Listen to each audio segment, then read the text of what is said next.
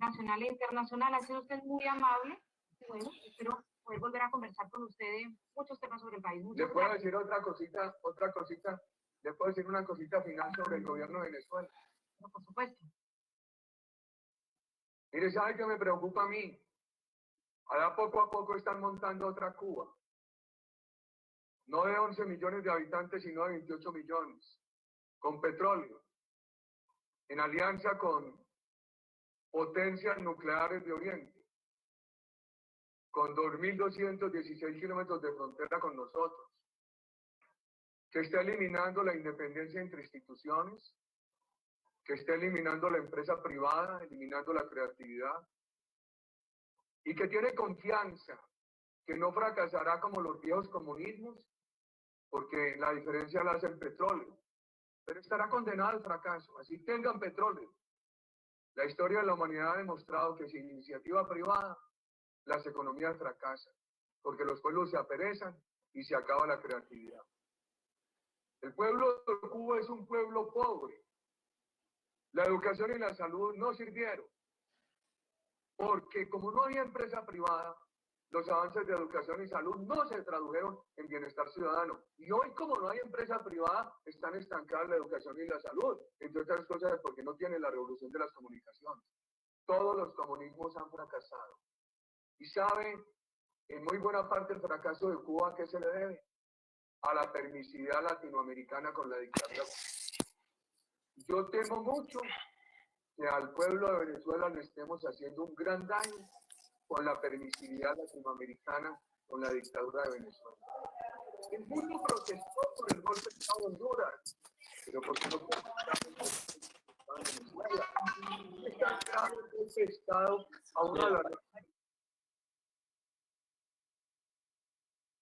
poder público, que es el ejecutivo, como el golpe de Estado a otra de las ramas del poder público, que es el legislativo. Y en Venezuela hubo un golpe de Estado legislativo y América Latina guardó silencio. Eso es muy grave, que el silencio de la dirigencia latinoamericana, que ayudó a consolidar la dictadura de Cuba, ahora esté abriéndole, despejándole el camino, tendiéndole tapete rojo a la nueva dictadura que es la de Venezuela. Pues con esta reflexión me despide usted, señor presidente Álvaro Uribe Vélez, agradeciéndole nuevamente. Ahí se la dejo, difúndala, Claudia.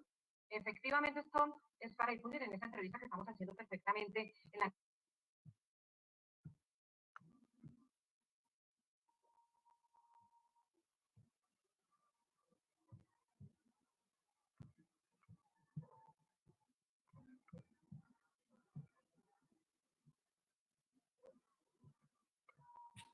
Dani, ¿nos cuenta si ya se terminó el video? Ya terminó, Ferni. Ahí está la doctora Nubia Estela, nuestra directora, Ferni. Entonces, antes que nada, quiero darle la bienvenida a todos. Quiero saludar a los invitados. Veo ya conectada a la doctora María Corina Machado, al exalcalde Antonio Ledesma, al exgobernador Diego Arria y a la anfitriona Paloma Valencia, María Fernanda Cabal y Paola Holguín. A todos recordarles que estamos también en vivo a través del Facebook Live del presidente Álvaro Uribe Vélez. La página se llama Álvaro Uribe Vélez y estamos allí conectados para todos los que quieran seguirnos y acompañarnos a través de esas redes. Son las 3:07. Yo enseguida les voy a explicar cuál va a ser la metodología, pero aquí tenemos una anfitriona mayor que es la directora, la doctora Nubia Estela Martínez, que quiere darles un saludo a todos, así que le cedo la palabra a la señora directora. Gracias, senador. Primero, un abrazo y un orgullo para mis senadoras que hoy enaltecen este cuadro de política y de historia para nosotros tan útil. Segundo, un saludo muy especial para María Corina, para el señor Antonio Ledesma. Nos vimos, María Corina, allá en el puente cuando fuimos con el presidente Uribe a saludarlos y a expresarles todo nuestro cariño y solidaridad de siempre. No, yo muy contenta que estemos aquí, vamos a oírlos con toda avidez, ayúdennos a saber cuál es la mejor manera para comunicarle a los colombianos, para insistirles tanto en la experiencia venezolana y que esto nos sirva para tomar decisiones en todos los sentidos. Así que muchas gracias a ustedes por querer compartir su conocimiento, su vivencia, y aquí estamos es para oírlos y para expresarles todo nuestro agradecimiento por hacerlo con el Centro Democrático. Gracias, senador Fernando Nicolás. Directora, a ti muchísimas gracias. Ya somos casi 800 personas en el Facebook Live del señor presidente Álvaro Uribe Vélez. Yo quiero, antes que nada, saludarlo a él, saludar al expresidente Álvaro Uribe Vélez, reiterarle como siempre, es nuestra responsabilidad, nuestra gratitud y nuestro compromiso, presidente Uribe, por siempre enseñarnos a amar a Colombia, a sentir estos valores democráticos en lo más profundo de nuestra alma y a guiarnos con ese buen ejemplo que usted nos ha inculcado. Saludar a la directora de nuevo, doctora Nubia Estela, su gran trabajo con su gran equipo en el partido que ha permitido a través del diálogo, yo digo la interacción digital, que ha reemplazado un poco el diálogo social en medio de esta crisis, en medio de esta pandemia que nos mantiene distanciados, pero que nos conecta a través de las distintas redes. Saludar a nuestros 3 invitados especiales, a María Corina Machado, a Diego Arria, a Antonio Ledesma y por supuesto a las 3 extraordinarias senadoras del Centro Democrático, quien van a guiar este diálogo. Paola Holguín, Paloma Valencia, María Fernanda Cabal. Saludar a todos los equipos de los congresistas, saludar a todos los congresistas que están conectados, concejales, diputados, ediles, dirigentes del partido en los diferentes municipios. Saludar a Daniel García y a todos los amigos de Venezuela y de Colombia que a esta hora se conectan con todos nosotros. Para mí es un gran honor poder acompañar en este diálogo haciendo el ejercicio de moderador, de acompañamiento a estos 6 patriotas venezolanos y colombianos que con su trabajo, con su entrega y con su esfuerzo le dan un ejemplo a toda la ciudadanía y muy especialmente a las nuevas generaciones. Quiero saludar también a los jóvenes que son tan activos en estos espacios del partido. Colombia y Venezuela comparten mucho más que 2.200 kilómetros de frontera. Compartimos historia, compartimos lazos culturales y compartimos familias. ¿Cuántos venezolanos tienen familias en Colombia y cuántos colombianos tenemos familias en Venezuela? Y hoy compartimos como pueblos hermanos un anhelo por recuperar la democracia en Venezuela y por conservarla en Colombia. La democracia tiene su más fuerte pilar en la libertad. Yo no creo que sea posible sostener una democracia sin sostener la libertad y viceversa. Ambas se estimulan, de ambas depende cada una. Según el Instituto Cato, el Instituto Fraser en Canadá y el Instituto de la Fundación para la Libertad en alemán, Venezuela ocupa el puesto 161 de 162 países en libertad humana y el puesto 150 en libertad personal y el último en libertad económica. Esa debacle a la libertad en Venezuela ha conducido a una situación socioeconómica muy profunda, muy difícil, que aquí hemos reconocido y en el cual nos solidarizamos permanentemente.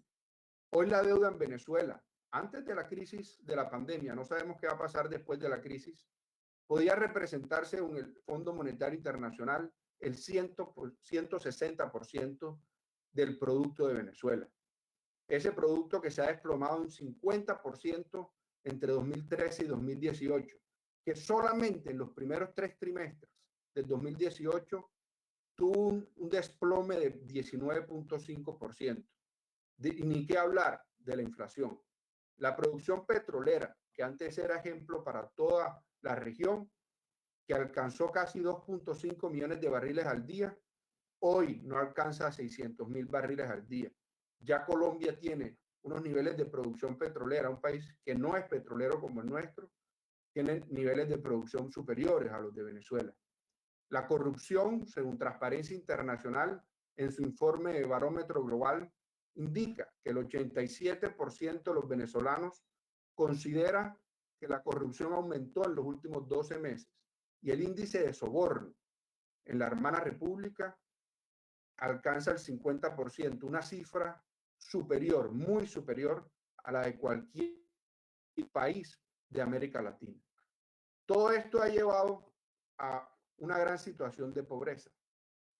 Según la encuesta de condiciones de vida, la ideología del fracaso tiene al 90% de la población con riesgo de física hambre y al 51% viviendo en condiciones de pobreza multidimensional. Por eso, 2.5 millones de venezolanos han emigrado hacia otros países, siendo Colombia el principal receptor de esa diáspora venezolana. 1.6 millones de hermanos hemos acogido con solidaridad, con afecto, a pesar de las enormes dificultades que aquí padecemos, más ahora en medio de esta crisis. En síntesis, quiero decirles que perder la democracia es perder la libertad, que perder la libertad es perder la posibilidad de que cada individuo sea responsable de su propio destino. Y perder esa posibilidad es perder la iniciativa privada, la creatividad, es perder la posibilidad de que cada ciudadano sea empresario y emprendedor. Y eso es perder el bienestar ciudadano. Así fracasan los comunismos. Por eso en Colombia, en medio de esta dificultad tan grande, queremos defender con mayor valor y mayor vigor nuestra democracia y aprender de las lecciones que ha sobrepasado Venezuela. Por eso nosotros hoy tenemos estos invitados de honor, unos invitados de lujo. Yo diría que un cartel de lujo nos acompaña en esta tarde para conocer cómo se perdió la democracia en Venezuela y nosotros no tener que atravesar ese momento tan difícil. Vamos a aplicar la siguiente metodología. Una vez se conecte el presidente Uribe, él les va a dar un saludo inicial y enseguida vamos a comenzar por duplas. La primera dupla la conforman María Corina Machado y Paloma Valencia, en el cual en un diálogo entre las dos por 20 minutos, con 10 minutos adicionales si se requieren, van a tocar diversos temas con la dirección de la anfitriona Paloma Valencia. Enseguida, con esa misma metodología, el ex gobernador Diego Arria y la senadora María Fernanda Cabal, y por último, la senadora Paula Holguín con el alcalde Antonio Ledesma, para enseguida darle paso a un cierre realizado por el presidente Uribe y también a un espacio, si nos queda el tiempo, si el tiempo no nos apremia porque queremos terminar a las 5 en punto, un espacio de preguntas de las personas que intervengan, que pedimos nos tengan paciencia y nos las puedan tramitar a través de Daniel García por escrito y así tener algún orden. Entonces, le pregunto a Daniel y al resto del equipo si tienen alguna duda, le pregunto a los panelistas, anfitriones e invitados si les queda alguna inquietud y poder dar inicio a este panel tan exitoso, tan importante, tan valioso para poder revisar estos temas que son de la mayor importancia en este momento de nuestra historia. Daniel, no sé si tú me cuentas cómo vamos.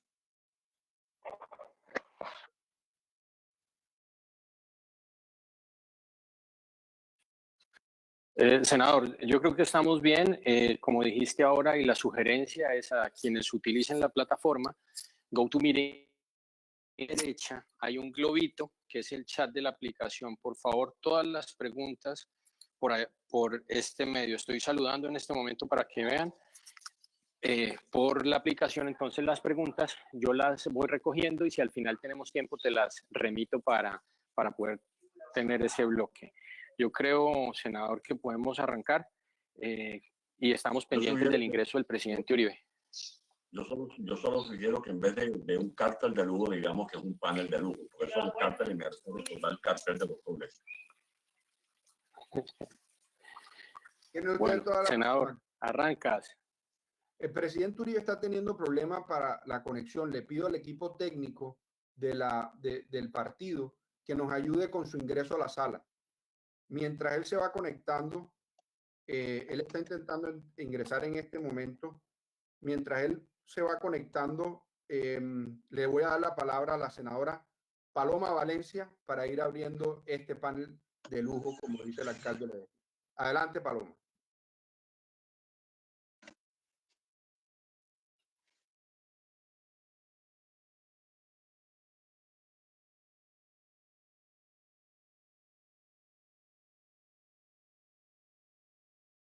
Paloma, no te escuchamos.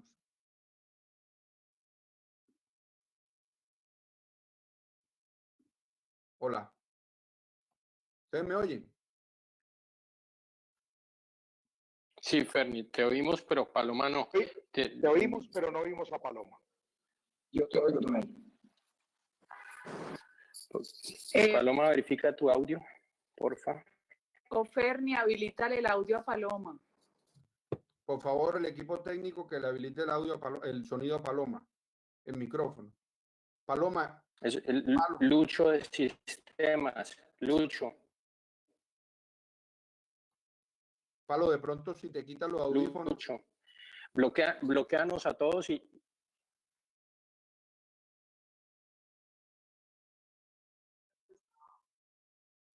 ¿Aló, me oye? Paloma, ya huele a Paloma. Adelante. Sí, aquí estoy.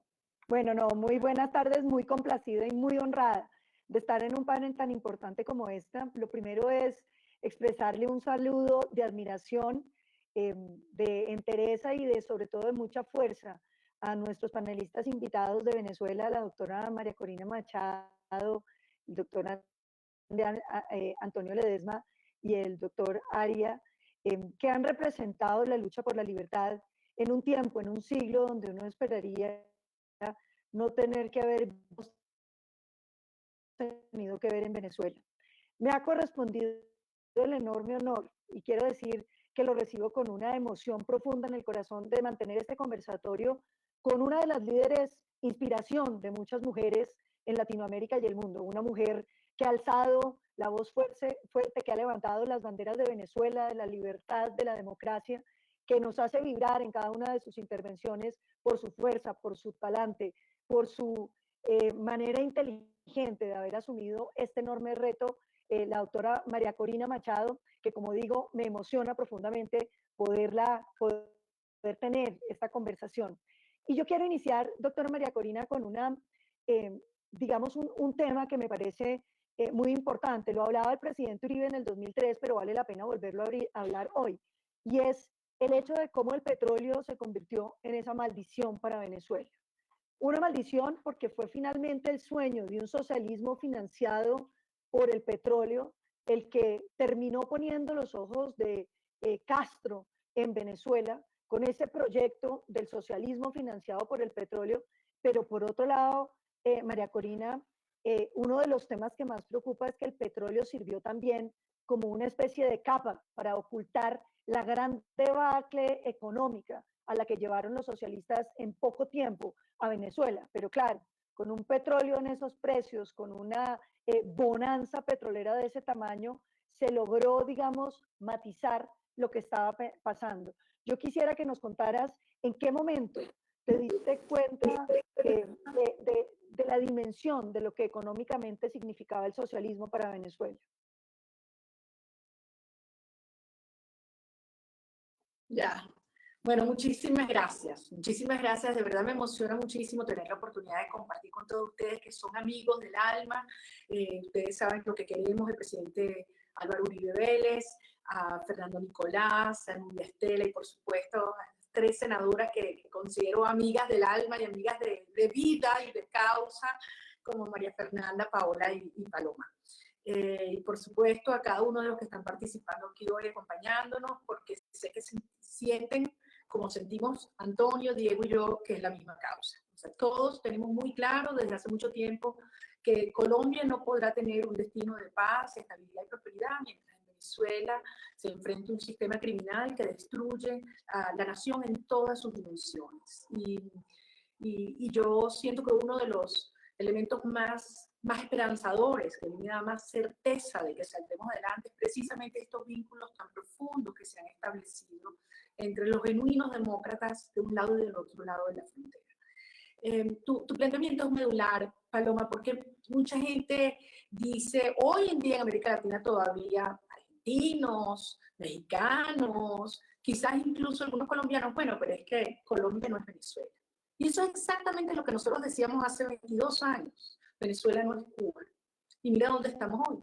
Los datos que ofrece Fernando Nicolás nos ponen en posiciones peores en términos de riqueza y libertad económica que la propia Cuba. De modo que yo creo que es importante entender y asumir todos de cara a esta discusión y a la acción de los próximos tiempos y el enorme desafío que tenemos por delante, que es un desafío continental, que es un desafío de Occidente frente a una enorme operación de fuerzas criminales, estadales y paraestadales, que se han propuesto destruir las democracias liberales de todo el hemisferio, desde Canadá hasta Argentina, pero que hoy en día ocupan Venezuela, sus instituciones, sus recursos y que destruyen de manera intencional a la población.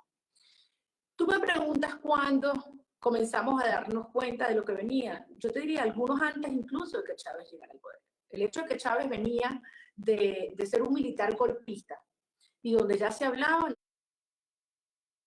de sus vínculos con grupos insurreccionales, donde en su propia campaña electoral lo dijo con todas sus letras, que venía a freír cabezas y que buscaba desde una perspectiva hiperpopulista, pero muy agresiva, la fragmentación de la sociedad. Ahí estaban las señales. Y las señales muchas veces son inequívocas, pero claro, para quienes hemos nacido y crecido en democracia, siempre es mejor pensar que por una vía institucional, que no es una amenaza de la magnitud de lo que nosotros enfrentamos. Desde muy temprano que Chávez llegó al poder, inició un proceso que tiene que servir de advertencia, pienso yo, para todas las demás naciones, que fue atacar todas las instituciones una por una, pero fundamentalmente, y yo creo que aquí la experiencia de Fidel Castro fue crucial, buscó infiltrar y destruir el sistema judicial. Y te puedo decir que al cabo de unos pocos años, más del 70-80% de los jueces habían sido despedidos y sustituidos por jueces temporales y leales a la revolución. Y por otra parte, las Fuerzas Armadas nacionales. La Fuerza Armada, Fidel Castro y Chávez sabían muy bien, porque venía de su seno, que unas Fuerzas Armadas institucionales y profesionales jamás hubieran permitido la entrega de la soberanía nacional a Cuba o a grupos irregulares, mucho menos hoy, a Rusia, a Irán, a Siria, a Turquía, etcétera, etcétera. Entonces, esas dos instituciones, que no es una casualidad, son las instituciones que pueden impedir que un sistema totalitario permanezca en el poder, el sistema judicial y las Fuerzas Armadas. Y fueron las primeras que comenzó a socavar. No contento con esto, el chavismo, de una manera muy bien pensada, buscó cooptar y vaciar de poder y controlar las propias instituciones democráticas, empezando la propia institución del voto. Y fue desde el primer día, Paloma, cómo fueron infiltrando y tomando control de aquellos mecanismos a través de los cuales la sociedad puede expresarse. O los partidos políticos, el control y la infiltración de los partidos políticos, y desde luego, miren, incluso instituciones como el diálogo o la negociación, que son eminentemente democráticas, cómo las han vaciado de contenido y las han utilizado para su permanencia y para un mayor control social. Otro elemento indiscutiblemente es la propaganda, y yo creo que allí es algo que nosotros tenemos que estar todo permanentemente alerta. Cómo este régimen, no solamente la persecución a los medios de comunicación, no solamente la inmensa cantidad de dinero para cooptar, censurar, etcétera, pero cómo utilizan y manipulan la pobreza a su favor. Y esto es algo que lo vemos en los movimientos, llamados movimientos sociales, que, insisto, desde Estados Unidos hasta Argentina y particularmente Colombia, han estado generando una enorme desestabilización, tensión, y se proponen socavar las instituciones. Y el cuarto lugar o el cuarto elemento que en el caso de Venezuela, y lo vinculo con el tema del petróleo, que tú hacías referencia, es el tema de la corrupción. El rol que juega la corrupción y para mí es la herramienta número uno de la delincuencia organizada. Y es algo que lo estamos viendo en todas nuestras naciones a lo largo del hemisferio, pero en Venezuela obviamente se desató. Cuando Chávez llegó al poder, el barril de petróleo estaba a $7-8. Llegó a estar a $150. Es decir, había dinero para todo en los términos que tú decías, no solamente para buscar un sistema de transferencia directa que fuera soslayando la empresa privada, la capacidad de generar trabajo productivo, de generar una dependencia total de la renta y la distribución directa del régimen, pero con el fin de crear una sociedad cada vez más dependiente. Y desde luego, Fidel Castro estaba desde atrás, no hay que entrar con muchos detalles a la historia para saber que desde hace muchas décadas Fidel Castro tenía la pretensión de tomar control de Venezuela, en su momento lo frenó Rómulo Betancourt, de manera firme, clara y valiente, lo frenaron las Fuerzas Armadas y la sociedad venezolana de aquel entonces, pero nunca cejaron en su empeño. Y bueno, infiltraron muchos sectores, entre otros la academia, universidades, la propia Fuerza Armada, preparando este momento que efectivamente tuvo lugar. Yo con esto quiero cerrar esta parte, pero sin antes decir, hoy en día Venezuela es una nación destruida en lo económico, en lo institucional, en lo humano. Venezuela es un estado fallido, es un país ocupado, nuestro territorio está siendo disputado y peleado por grupos criminales de diversa naturaleza, y la frontera se convierte quizás en el punto medular y central donde se concentran estas tensiones. Es un punto de ebullición y que ya no puedes decir que es una amenaza, es un peligro en desarrollo para Colombia y amerita que con la misma capacidad de coordinación que se han arreglado los grupos criminales, pues los demócratas de América Latina y de Occidente en general procedamos para defender nuestras instituciones democráticas. María Corina, yo creo que ya has tratado muchísimos temas que son muy preocupantes. La senadora Paola, la senadora María Fernanda, que como todos hemos estado muy pendientes de estos temas, han mencionado muchísimas veces el problema de, digamos, de esa propaganda y de ese discurso populista. Porque finalmente estos nuevos golpes a la democracia llegan por la vía democrática.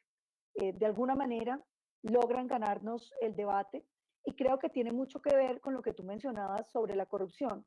Los vínculos que se empiezan a generar en el discurso de la izquierda de que todo lo que se ha hecho en Latinoamérica no ha servido, de que estos países, más o menos desde que llegó Cristóbal Colón, no avanzaron, que no hemos tenido sino gobernantes corruptos, ineptos, y que nada de lo que se ha hecho ha servido. Más o menos esto está por fundarse y ellos son los únicos que, como no han gobernado, pues tienen, digamos, que no tienen responsabilidad sobre el suceso. Y eso tiene mucho que ver con un discurso que uno le oye a muchos colombianos. Lo discutíamos el otro día con la senadora María Fernanda, y es: no hay nada que perder.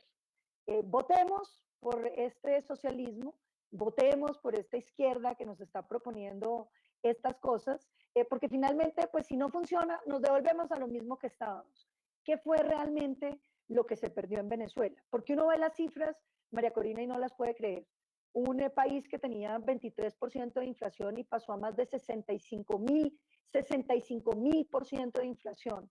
En los primeros años, entre 2002 y 2016, se expropiaron 692 empresas privadas, que son cifras que uno no puede creer. 692 empresas privadas, pues habría que hacer la lista en Colombia para encontrar las 692 empresas más grandes de Colombia.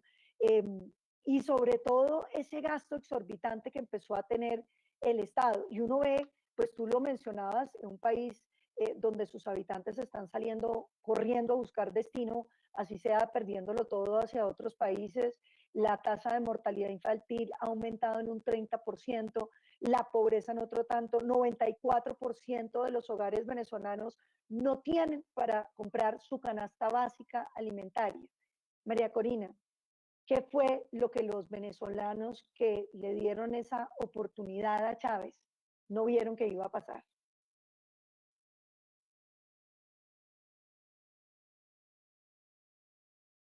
Ok. Yo creo que la responsabilidad, sin lugar a dudas, tuvo mucho que ver con los venezolanos en unas primeras etapas.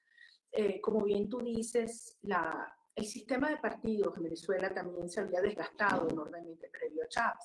En mi opinión, siendo nuestras ideas, nosotros decimos liberales, pero eso no quiere decir, no es liberales en los términos colombianos, liberales de centro, es decir, no socialistas. En mi opinión, en los gobiernos previos a Chávez, donde sin lugar a duda la democracia, el periodo democrático venezolano hizo enormes avances en términos de educación, de movilidad social, de industrialización incluso del país, pero siempre se mantuvo un rol, digamos, privilegiado para el Estado, donde existió unas prácticas estadistas, patrimonialistas, y clientelares que fueron incrementándose en los últimos años de la democracia. Esto obviamente para mí tuvo además un hito. Paloma fue en el año 74 cuando se produjo la estatización y la nacionalización del petróleo que generó una serie de incentivos contrarios a lo que yo creo que era necesario de fortalecer y dinamizar la economía, sino se le dio mucho más poder al Estado, en este caso el poder económico. Yo creo que a partir de ese momento empezamos a ver en Venezuela cómo se comenzó a desgastar el sistema de partidos, cómo se empezaron a generar incentivos para mayor corrupción, para menor, digamos, contraloría ciudadana. El sector privado se fue haciendo mucho más dependiente de la discrecionalidad de los gobernantes de turno. Se fueron creando relaciones clientelares muy perversas. Y también con medios de comunicación poderosos que ponían y quitaban ministros, etc. Entonces, se fue generando progresivamente un desgaste, un deterioro en la calidad de la democracia digamos, en el aprecio que la sociedad tenía por la propia democracia. Porque ponte tú a ver, o sea, la pregunta que nos hacemos, ¿cómo Venezuela, que nos sentíamos orgullosos de ser una de las democracias más estables de la región, permitió que un militar golpista, con la trayectoria y el expediente que tenía Hugo Chávez, llegara al poder y fuera además apoyado y acompañado por sectores económicos y por los medios de comunicación? No fue solamente, o sea, realmente no fue, digamos, la clase más popular venezolana, una clase media, que de alguna manera también lo hizo como un poco como de desquitarse con un sistema que sentían que no estaba dando todas las respuestas. Y creo que fue bastante injusto porque en una medida la democracia venezolana había abierto oportunidades para que un país creciera, pero se cometieron enormes errores y ahí nuevamente aparece el fantasma de la corrupción. Ahora, yo sí quiero decir que además de estas debilidades que teníamos como sociedad, nosotros no podemos descartar que Hugo Chávez logró establecer desde muy temprano una relación de enorme sinergia con Fidel Castro, que lo lleva al Foro de Sao Paulo y que lo convierte en una plataforma para que cuando estamos hablando del 2008-2009, ya en toda la región habían simultáneamente 14 presidentes y primer ministros en este hemisferio que formaban parte del Foro de Sao Paulo. Y eso fue algo que desde el principio no quisimos ver, que esto era una operación continental, que después se le fueron sumando muchos otros aliados, obviamente Rusia, Siria, China, Irán, y que están obviamente muy activos el día de hoy. Bueno, imagínate decir esto en frente a María Fernanda, Paola, Tulio, Fernando Nicolás, que lo han alertado con enorme valentía alrededor del mundo, pero hay mucha gente, y todavía hay gente que no quiere entender el peligro inminente que existe para Colombia y para todos los demás estados de la región. Precisamente por eso, María Corina, hay unos temas que me parece que vale la pena reflexionar sobre las realidades de Colombia, porque Colombia empieza a tener unos síntomas llamativamente similares. Me refiero, por ejemplo, a esa crisis que empieza a sentir la ciudadanía, ese hastío por los partidos tradicionales, ese sentimiento de que todo ha sido corrupción, de que no ha habido suficientes avances sociales, de que es muy fácil volverse un país desarrollado, porque claro, los políticos de izquierda, los populistas, no comparan con los resultados de otros países populistas, sino con el mundo ideal. Usted debería poder tener esto, usted debería poder tener aquello.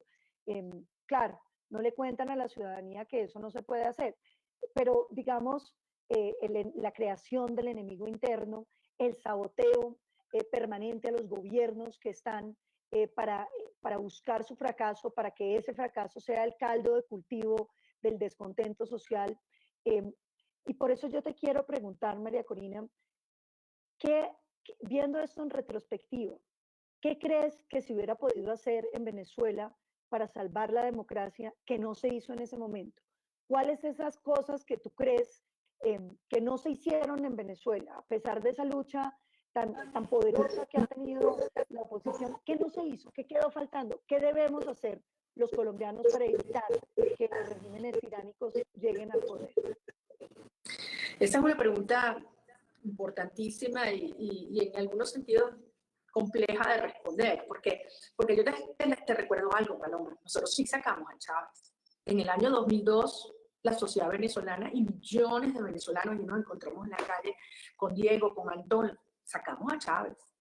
Ahora Chávez lo volvieron a poner, y lo volvió a poner un sector de las Fuerzas Armadas que ya estaba optado como parte de este sistema, con tentáculos, con una operación extranjera, y lo volvieron a poner actores internacionales, que te recuerdo, en el 2004, cuando se produjo el gran fraude del referendo revocatorio, fue nada más y nada menos que el Centro Carter, quien avaló el gran fraude, a pesar de todo lo que la sociedad venezolana habíamos hecho y lo que quedaba en evidencia. Entonces, o sea, tampoco es justo, y yo sí quiero reivindicar lo que ha sido la lucha de la sociedad venezolana, que es admirable. O sea, nosotros durante casi 20 años estuvimos luchando prácticamente solos, salvo voces aisladas como la del presidente Uribe y otros amigos. Muy poca gente se atrevía a enfrentar lo que era en ese momento un gran monstruo del populismo, de la distribución de dinero para todo el mundo, que era Hugo Chávez, incluyendo expresidentes de Colombia, que todos sabemos quiénes son. Entonces, hay que poner las cosas donde van, ¿no? Y lo vemos todavía. El señor Zapatero, el señor Samper, etcétera, siguen allí actuando. Entonces, no es solamente, a mi modo de ver, la falta de darnos cuenta, digamos, o la subestimación de lo que se estaba configurando. Yo creo que ese es el elemento fundamental. Y el decir esto no nos va a pasar, sí pasa. Y es lo que yo quisiera transmitirle a Colombia hoy en día. Mientras nuestros países, producto de este fenómeno emergente que es la pandemia, los gobiernos democráticos están concentrados en atender a la población, esta pseudo-revolución destructiva avanza y avanza socavando instituciones y avanza tomando posiciones. En Colombia, ¿cuántos eventos de disrupción, de terrorismo, de desestabilización han habido en los últimos 2 años que han sido financiados, auspiciados y protegidos desde Venezuela? Todos lo sabemos. Las protestas del año pasado que llegaron hasta Chile ha quedado evidencia hoy, aunque el propio gobierno chileno lo negaba, no quería creerlo, pero ha quedado evidencia que hay dinero, inteligencia, comunicaciones y agentes del régimen venezolano, cubano. Entonces, creo que es un momento en el cual hay que entender que ustedes tienen instituciones que, a pesar de que tengan debilidades, aún tienen cierta independencia. Hay que protegerlas, hay que cuidarlas, y yo creo que hay que hablarle a la sociedad con absoluta claridad. Y eso, para terminar, yo creo que hay una reflexión. Si algo son los socialistas, claro, no tienen escrúpulos y mienten. Y invierten mucha plata y se apoyan entre ellos con una gran tecnología sofisticada de manipulación. Y en eso los cubanos son una maravilla, materia de propaganda. Pero nosotros, los demócratas, tenemos, como tú bien dices, la evidencia de nuestro lado. Ahí están los hechos. ¿Dónde es mejor la calidad de vida? ¿A dónde la gente quiere irse y no de dónde la gente quiere huir? Ahí está toda la evidencia de lo que funciona para que una sociedad sea próspera y para que su población sea feliz. Tiene que haber economías abiertas, tiene que haber Estado de Derecho, tiene que haber autonomía de los poderes, tiene que haber respeto irrestricto de la propiedad privada, tiene que haber gobernantes que rindan cuentas, tiene que haber inversión, generación de riqueza, y tiene que haber un sistema educativo, y esto es una alerta, un sistema educativo que forme para la democracia, porque si algo ha logrado el socialismo de manera muy eficiente y muy devastadora es infiltrar los sistemas educativos y sobre todo la formación de los propios maestros. Eso es algo que lo vemos en Venezuela y que lo vemos en otros países de América Latina. Entonces yo creo que es un momento de reagruparnos, de actuar y de entender que tenemos una oportunidad única por delante. Yo estoy convencida que con alianzas como estas, no solo vamos a liberar a Venezuela, vamos a sacar a los criminales del poder, pero vamos a asegurar que Colombia y Venezuela avancen por una ruta de prosperidad, de libertad, de democracia y de justicia, que será el mejor periodo de nuestra historia, que es una sola y que es común. María Corina y Paloma, senadora Paloma, escúchame que yo lo interrumpo. Ya se cumplieron los 20 minutos, pero podríamos darle un tiempo adicional. Yo les voy a sugerir lo siguiente.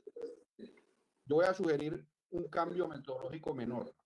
Les voy a dar 5 minutos y al final otros 5 minutos que vengan los demás para poder tener, digamos, mayor interacción con los otros dos bloques. Entonces, senadora Paloma y María Corina, 5 minutos y enseguida pasamos con María Fernanda y el ex gobernador Diego Arria. Excelente. Gracias, senador Fernando. Pues, María Corina, otro de los temas que tú mencionabas, digamos que uno oyéndote, uno empieza a sentir Colombia sí que está cerca. Colombia sí que está cerca porque tenemos los mismos síntomas, tenemos los candidatos que representan esas posturas, tenemos construyéndose ese camino. Tal vez lo único que ha detenido en Colombia la llegada de ese socialismo ha sido el presidente Álvaro Uribe. Y precisamente porque fue el enemigo natural que se configuró en contra de Chávez y de todo el eje de ese grupo de Sao Paulo, han emprendido una campaña de desprestigio de una magnitud gigantesca sobre la base de disminuir las posibilidades de influencia del presidente Uribe sobre los colombianos, sobre el resto del continente, para amarrar la corrupción a quienes hemos defendido el mercado, el sistema liberal, el sistema del Estado de Derecho, amarrar la corrupción, amarrar el paramilitarismo, pues que nada tiene que ver ni con el presidente Uribe ni con quienes militamos en la democracia, amarrar como todos los pecados, todo lo que es contrario al bienestar de este país al presidente Uribe. Tú mencionabas un tema y era la influencia de Castro y de su gran plan de toma de América Latina. Desaparecido Castro, una cosa que sorprende es pervive Cuba. Y hoy el dictador Maduro ha tenido relaciones o ha tejido unas íntimas relaciones con Irán. ¿Quiénes son esos nuevos consejeros? ¿Qué significa la llegada de Irán al escenario venezolano? ¿Qué significa eso para Colombia? ¿Cómo ves tú esa nueva geopolítica relacionada también con esta guerra que se está iniciando entre China y Estados Unidos, un escenario político mundial en tensión, cambiante, y Venezuela afiliándose pues indirectamente a China y sobre todo a una potencia que tiene pruebas atómicas, una potencia condenada por violación de derechos humanos, que ha engañado el mundo con lo de las armas químicas? ¿Esto qué significa? Esto es una nueva capa de protección. ¿Quiénes son estos nuevos asesores del régimen?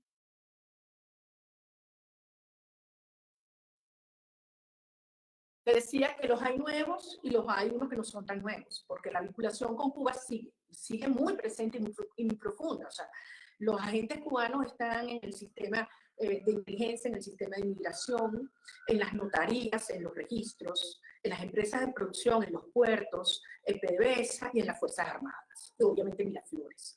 Ahora, en la medida que se ha iniciado un proceso de presión por parte de la comunidad internacional, sobre todo en los últimos 2 años, sobre los 3 pilares que soportan al régimen, porque ¿qué le queda a Maduro hoy?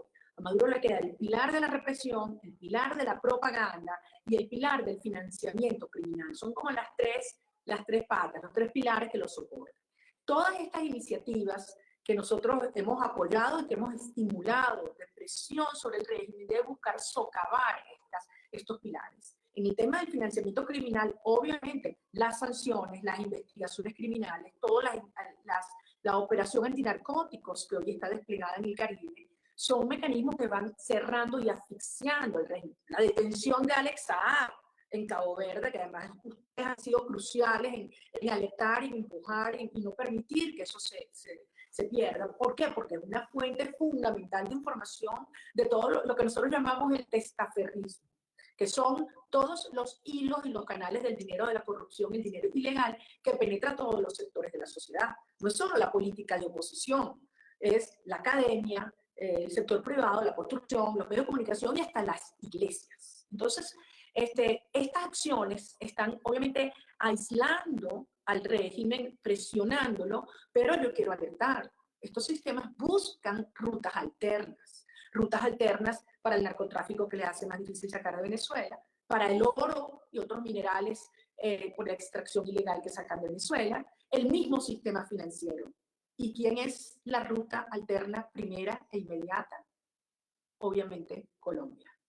Entonces, yo quiero decir todo esto porque no es posible preservar a Colombia con Venezuela destruida en un estado fallido y forajido, y obviamente Venezuela no podrá recuperarse sin una Colombia sólida, firme y libre, con instituciones muy fuertes. Entonces, yo creo que este es un momento en el cual debemos hablar con esta crudeza y con esta claridad a cada uno de los colombianos y de los venezolanos.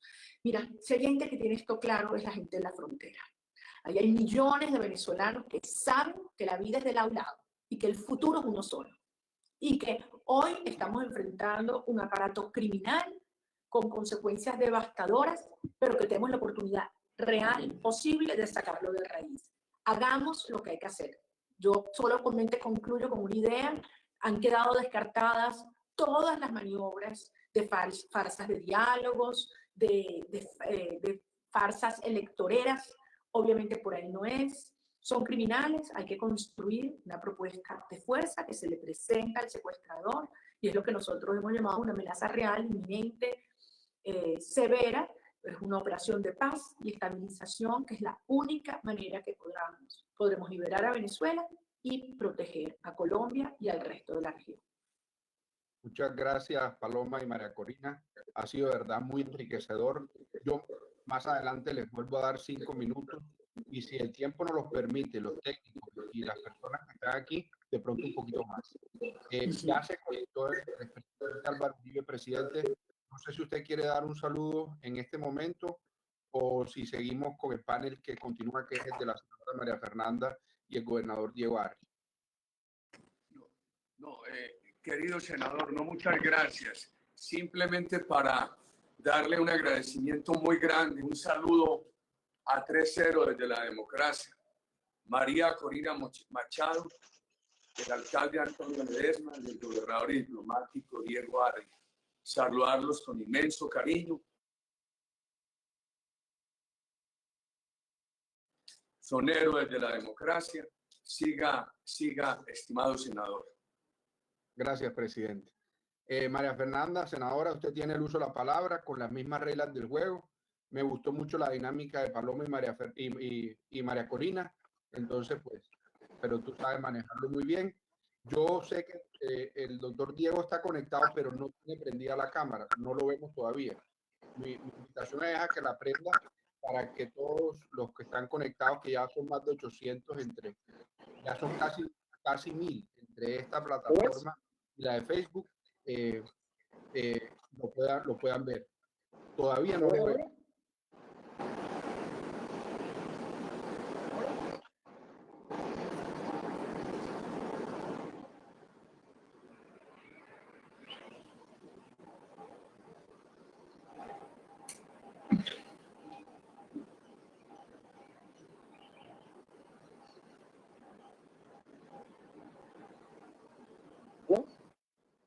Bueno, lo escuchamos, pero no vemos. María Fernanda, te cedo la palabra para que comencemos y podemos seguir. Claro que sí. Qué gusto me da estar aquí. Un saludo especial a María Corina, a Antonio Ledesma. Y Diego Arias me correspondió para hacerle varias preguntas. Yo he venido siguiendo toda la tragedia de Venezuela desde un incidente que quienes me han escuchado, pues ya lo han oído antes, y es que a través de redes sociales yo empecé a sentir curiosidad por lo que pasaba en esa época, y me llamó mucho la atención un proceso de la juez María Fiuni.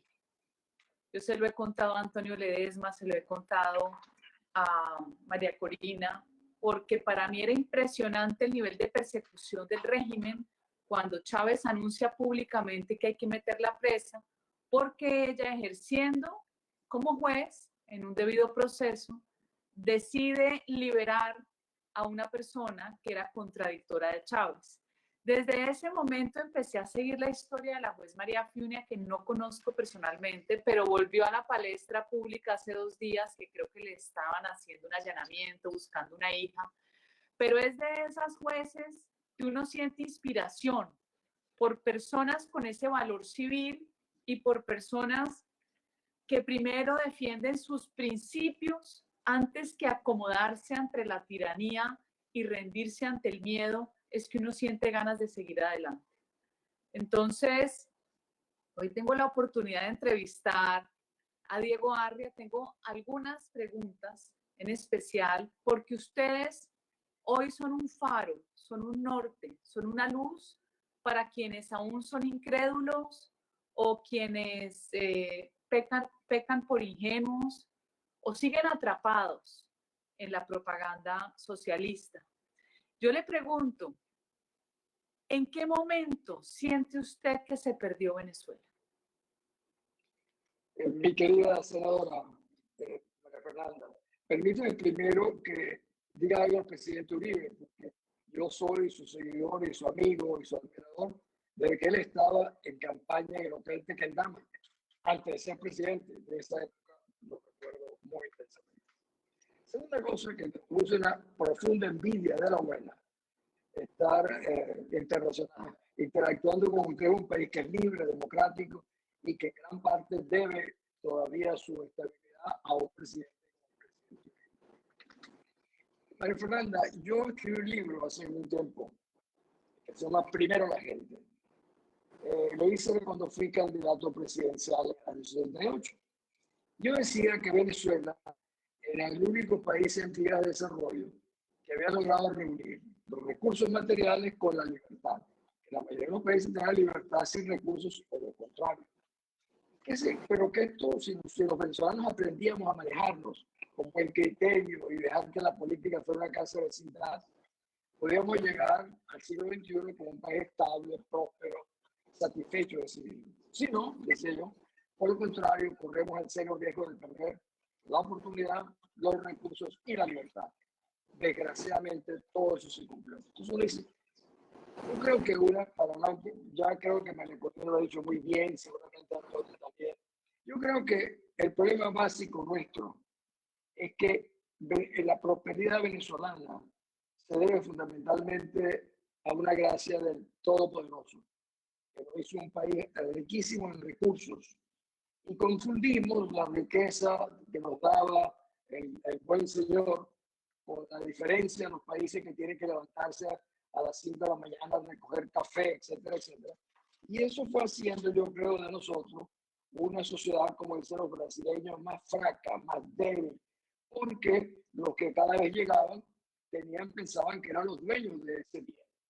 Y eso para mí fue minando la resistencia del país por mucho tiempo y ha hecho que eso, lo quiero unir a algo también. La Constitución nuestra del año 61, que es a raíz del fin de la dictadura de Pérez Jiménez, le ofrecía a los venezolanos todo. Los jubilos, si usted viuda, también los jubilo, le doy educación gratuita, la salud gratuita, le doy todo. O sea, le ofrecieron a los venezolanos algo que nunca podía atender. Con lo cual, pero la gente piensa que los están engañando, no se lo han dado, no han cumplido con ellos. Y eso para mí fue minando y erosionando lo que es la confianza en el país. Y eso fue, los padres de la patria nuestra, evidentemente, con la mejor intención, hicieron esa constitución. Pero fue una constitución montada sobre los recursos naturales nuestros, no montada sobre la propia capacidad, voluntad, dedicación y esfuerzo de los venezolanos. Y eso para mí es una causa fundamental para mí de nuestra debilidad, que le abre las puertas a lo que hoy tenemos. El señor Chávez, por ejemplo, es responsabilidad de los venezolanos. A Chávez lo eligieron los venezolanos, la única elección libre. fue la de él. ¿Y por qué lo eligieron? ¿Y quiénes lo ayudaron? A Chávez no lo coronaron los pobres, lo coronaron los ricos, empresarios, medios de comunicación, banqueros, y una gran parte de ellos víctimas hoy de esa generosidad extrema. ¿Y por qué lo hicieron? Porque pensaron que era más fácil manejar a un teniente coronel morenito del interior de Venezuela que lidiar con el estamento político venezolano. O sea, se habla poco de la responsabilidad que los venezolanos tuvieron, y cuando ellos tuvieron es porque yo no fui parte de esa votación para llevar al señor Chávez. Entonces, si tú unes esas cosas, hay otros factores, claro, los partidos políticos. En Venezuela yo hice otro libro que se llama Dedicación a una causa, donde decía Venezuela la han atrapado 700 personas, que eran diputados, gobernadores, senadores, líderes sindicales. Y efectivamente era así, pero llegó un momento en que el sistema no lo permite más. Me paro, María Fernanda. Sonido, María Fernanda. Dale. Cuéntanos, Diego, cómo ha sido el trabajo que has venido realizando a nivel internacional denunciando al régimen de Maduro. Bueno, fíjate, el más reciente hay una organización en Ginebra que se llama UN Watch, que tiene 25 años en Ginebra defendiendo derechos humanos, es el que más nos ha defendido. Y a principios de este año me encargó para liderar una campaña para buscar suspender al narcotirano Maduro del Consejo de los Derechos Humanos. Parece increíble que Venezuela forme por segunda vez parte nada menos que el Consejo de los Derechos Humanos. Yo estaba en Venezuela, mira, como consejero de Kofi Annan en esa época, cuando se cambia la Comisión de los Derechos Humanos al Consejo. Yo nunca me podía imaginar más remoto que un día un país como Venezuela. Bueno, en el año 2011, esta organización lideró una campaña buscando firmas para suspender a la Libia de Gaddafi, y lo logró. Ahora estamos buscando firmas, queremos llegar a 1.100.000 de firmas. ¿Y qué significa eso? Es que no hay ninguna cifra mágica que diga, cuando usted llegue a 200.000, a medio millón, vamos a poderlo sacar. No, esto en el fondo es un problema de formación de opinión pública, de que uno llega a la Asamblea General de las Naciones Unidas y sabe, tengo cientos de miles de firmas repudiando y condenando a un régimen como el de Maduro. Ayer yo tuve una intervención también virtual en el Consejo de Derechos Humanos en Ginebra, donde yo decía, miren, la mejor manera de celebrar los 75 años de las Naciones Unidas es condenar, sancionando y expulsando a este señor. Y me decía, mire, en el fondo les queremos hacer el favor de que ustedes no estén sentados con un régimen tan... Les da vergüenza estar sentados al lado de gente tan abominable. Me llamaron dos embajadores y me dijeron, mira Diego, apúrense con la firma, porque aguantar esta vergüenza de tener dos tipos al lado nuestro nos avergüenza a todos los que formamos parte del Consejo de Derechos Humanos. María Fernanda, yo me he dejado un día desde que me exilaron hace 4 años, con orden de arresto, tal por cual, de defender la causa de mi país, como antes defendí durante muchos años las mejores causas de la humanidad, ni dejaré de hacerlo, y lo hago permanentemente en conferencias en las Naciones Unidas, etc. Siempre, por cierto, recibiendo el apoyo de Colombia. Todos sus embajadores de las Naciones Unidas a lo largo de este tiempo han mantenido con nosotros una relación muy especial. Yo te quiero decir, por una cosa internacional, esta crisis, para mí, por fin a un país que vive de espalda uno al otro, en cierta manera. Ahora no podemos vivir más nunca de espalda. La integración, como decía al principio, de la familia es mucho más profunda. Y la crisis yo creo que ha profundizado ese sentimiento humano de solidaridad que lo hemos recibido. Tal vez yo no soy muy imparcial, porque yo soy gran colombiano. Entonces lo siento de una manera muy especial. Además, no soy gran colombiano cuando comenzó la diáspora. Soy un entrenador toda la vida, de que está en el Banco Interamericano de Desarrollo. Mis compañeros más importantes, más cercanos, eran colombianos. Me paro aquí. Bueno, ya me contestó otra pregunta que le iba a hacer, que era lo de la recogida de las firmas.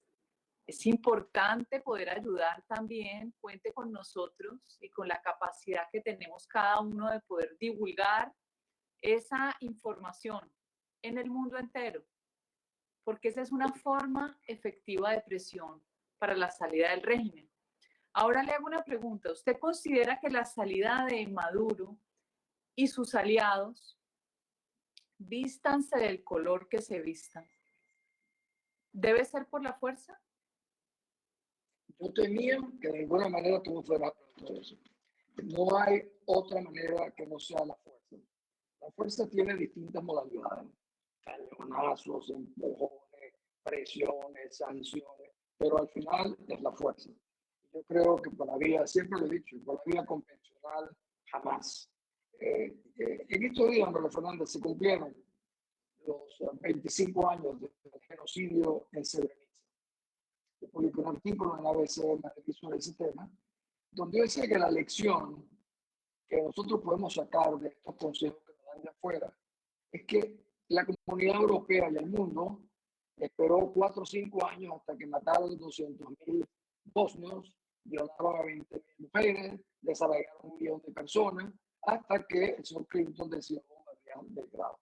Igual fue en Ruanda, 800.000 personas, entonces luego se estabiliza la situación. De que la comunidad internacional es tardía, no llega a tiempo y no está dispuesta a poner un dedo en el fondo, más allá de declarar. Y la situación nuestra llega a un punto que las declaraciones son bienvenidas, son necesarias, pero no son suficientes, ni siquiera cuando vienen del presidente de los Estados Unidos. ¿Usted estaría de acuerdo con una intervención humanitaria para rescatar el pueblo de Venezuela? Definitivamente, incluso a mí me tocó aprobar la primera, que fue justamente entrar en Mostar y en Srebrenica, siendo yo presidente del Consejo de Seguridad, justamente porque la intervención humanitaria es armada. Nosotros enviábamos 50 camiones y llegaban los serbios y se cogían la mitad de los camiones, la mitad de la medicina, los alimentos, hasta que los custodiaban los efectivos militares. En ese momento, solo en ese momento es posible una asistencia humanitaria. La asistencia humanitaria desarmada realmente es absurda. Eso sería obras de caridad. Obras de caridad se hacen de otra manera, pero la asistencia humanitaria es a la fuerza, o con el uso de la fuerza. Bueno, muchas gracias, Diego. Esas eran las preguntas para poder ilustrar a todos los asistentes. Gracias, María Fernanda. Un lujo para mí. Muchas gracias, María Fernanda, senadora.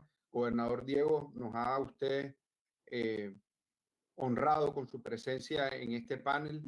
De verdad que le agradecemos profundamente, muy enriquecedora esa charla y todas las luces que usted nos da y nos brinda. Seguimos entonces con el siguiente panel. No sé si antes de seguir con el siguiente panel, porque les quedan unos minuticos más, si el gobernador Diego Arria quiere agregar algo adicional y enseguida pasamos al siguiente panel, porque todavía les quedan 5 minutos. Bueno, yo voy a tomar 2 minutos. Yo creo que el ejemplo que nosotros tenemos al lado de Colombia es muy importante para nosotros los venezolanos. La prosperidad que Colombia ha alcanzado a base del trabajo esforzado de mucha gente. Yo me recuerdo que hace años yo decía que en Colombia se levantaban 100.000 o 200.000 mujeres a recoger café, que es una cosa complicada porque yo tengo 5 de café, y recogían, digamos, 3.000 millones de dólares. Está que en Venezuela, 30.000 personas hacían ¡pum! En el petróleo y recogíamos 40 o 50.000 millones. Pero que las sociedades se van formando justamente por el esfuerzo, el trabajo, la dedicación, es la que nos hace fuertes, la que nos hace sólidos y la que le da los fundamentos para poder emprender su propia prosperidad y en este caso ayudar a países que están pasando por una tragedia como esta. Para mí, la solidaridad de Colombia, esto me remito otra vez al origen de mis palabras sobre el presidente Uribe. El presidente Uribe inició un rumbo de cambio de la orientación de Colombia hacia Venezuela fundamental y que se fue desviando en ciertos momentos y que yo creo que el presidente Duque está rescatando dentro de la misma línea por la cual yo como gran colombiano me siento muy agradecido en este caso al presidente Uribe y al presidente Duque. Muchas gracias, Daniel. Gracias a ti, gobernador. Un placer haberlo visto y tenerlo en este espacio. Entonces le cedemos el uso de la palabra a la senadora Paola Holguín para que en dupla con el alcalde Antonio Ledesma, pase adelante a realizar este diálogo en la metodología igual a la que han tenido las dos senadoras y los dos paneles anteriores. Tiene usted el uso de la palabra, senadora Paula Holguín. Muchas gracias, senador Fernando Nicolás. Un saludo al presidente Uribe, a la doctora Nubia Estela, a nuestros invitados especiales. Yo tengo el privilegio de conocer hace mucho tiempo a María Corina Machado. También pude conocer al doctor Arria en un evento sobre Venezuela en Estados Unidos y me tocó justamente entrevistar al único que no conozco personalmente, pero que sigo hace mucho tiempo. El doctor Antonio Ledesma es líder del partido Alianza Bravo Pueblo, fundado en el 2000. Es abogado de la Universidad Santa María, cursó gerencia pública en el Instituto de Estudios Superiores de Administración de la Universidad Metropolitana de Caracas. Recibió honores en el título de especialista en gerencia pública. Fue diputado del estado de Guárico, fue gobernador del Distrito Federal, senador del Congreso de la República, alcalde del municipio de Libertador y alcalde del Distrito Metropolitano de Caracas. Era el cargo que desempeñó cuando la narcodictadura decidió detenerlo por parte del SEBIN, acusándolo de ser partícipe de la supuesta llamada Operación Jericó. Luego de más de 1000 días de arbitraria detención, logró huir de Venezuela pasando por Cúcuta y llegó a España, donde hoy tiene asilo político. El doctor Antonio Ledesma ha recibido múltiples distinciones, entre ellos el Premio Libertad Cortés de Cádiz, el Premio Sájarov del Europarlamento y la Medalla Honor en el grado de Comendador del Congreso de la República de Perú. Para mí es un honor poder entrevistarlo hoy y yo quiero hacerle la pregunta que ya muchos respondieron, pero que es con la que nos invitan a este foro. ¿Cómo se perdió la democracia en Venezuela? Muchas gracias, Paola. Un gran abrazo a todos los que están conectados. Por supuesto, mi agradecimiento a Fernando por canalizar este esfuerzo que ya está en pleno desarrollo. Mi saludo a Paloma. Mi saludo a María Fernanda. Y por supuesto, al presidente. Simplemente para pedirle que prenda la cámara para poderlo. Eso era todo, apreciado alcalde. Ya. Por favor. Saludo también a María Fernanda y por supuesto al presidente Uribe. Por cierto, permítanme esta licencia. Hace algunos días cumplió año el presidente Uribe. Y mi esposa Minsi y mi familia le hicimos un mensaje público. Mucha gente preguntaba, ¿y por qué ese mensaje público? Porque el presidente Uribe estuvo a punto de liberar a Venezuela, liberando a Colombia de ese clan del mal. Si el presidente Uribe hubiese tenido un tiempito más al frente de la presidencia de la República, no tuviéramos hoy a la FARC y al ELN metidos en 14 estados del país. No fuera hoy Venezuela un país que dejó de ser un país petrolero para convertirse en un país cocalero, porque ya no producimos petróleo, pero traficamos cocaína. Y además, en lo personal, cuando en varias oportunidades fui agredido por el régimen de Chávez y Maduro, cuando mi familia sufrió el carcelazo al que fui sometido, nunca faltó la palabra solidaria del presidente Uribe. Y eso no se olvida, eso está en la memoria del corazón, que nunca se extingue. De allí que mi reconocimiento y mi renovación de afecto y amistad al presidente Uribe. ¿Por qué ocurrió lo que estamos padeciendo? Yo quisiera hacer alguna observación a lo que lo que comentó María Corina sobre el hecho de... Escúchame, yo lo vuelvo a interrumpir, alcalde, es que no lo estamos viendo y lo queremos ver.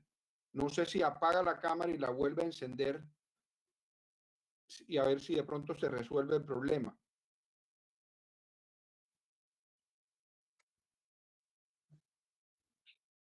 Ahora sí, alcalde. Ahora sí lo vemos. Algún duende. Algún comentario sobre lo que dijo María Corina de lo que pasó en Venezuela después de la nacionalización del petróleo y el hierro. Yo, la verdad, no comparto ese punto de vista. Se cometieron errores en los años de la democracia. Hubo equivocaciones. Hubo los que plantearon que la consigna irresponsable, que se vayan todos, porque nada sirve.